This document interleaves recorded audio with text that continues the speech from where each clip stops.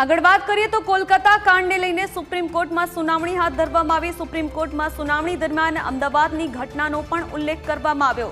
કોલકાતાની ઘટના બાદ ડોક્ટર પર હુમલાની 2 ઘટના બની હોવાનું સુપ્રીમ કોર્ટને જણાવાયું। અમદાવાદ અને બોમ્બેમાં ડોક્ટર પર હુમલો થયો હોવાની જાણકારી કોર્ટને આપવામાં આવી।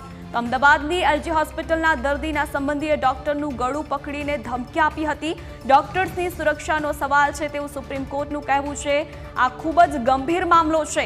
અમે એક રાષ્ટ્રીય ટાસ્ક ફોર્સની સ્થાપના કરી રહ્યા છીએ જેમાં વિવિધ પૃષ્ઠભૂમિના ડોક્ટર હશે જેઓ સમગ્ર ભારતમાં અનુસરવા માટેની પદ્ધતિઓનું સૂચન કરશે જેથી કામની સલામતીની સ્થિતિ હોય અને યુવાન વયના ડોક્ટરો તેમના કામમાં વાતાવરણમાં સુરક્ષિત રહે।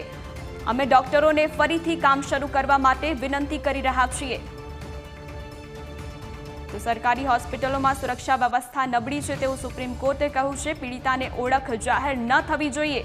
પ્રિન્સિપાલ શું કરી રહ્યા હતા તેવું સુપ્રીમ કોર્ટનું પણ કહેવું છે। એફઆઈઆરમાં હત્યાનું કારણ સ્પષ્ટ નથી થઈ શક્યું। હોસ્પિટલની જવાબદારી હતી એફઆઈઆર કરવાની।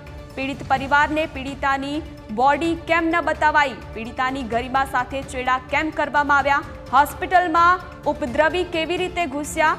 સુપ્રીમ કોર્ટે પોલીસની કામગીરી પર અનેક સવાલો ઉઠાવ્યા છે।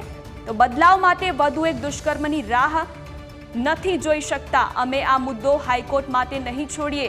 ગુરુવાર સુધી સીબીઆઈ રિપોર્ટ સોંપશે ત્યારે 23 ઓગસ્ટે વધુ સુનાવણી હાથ ધરવામાં આવશે।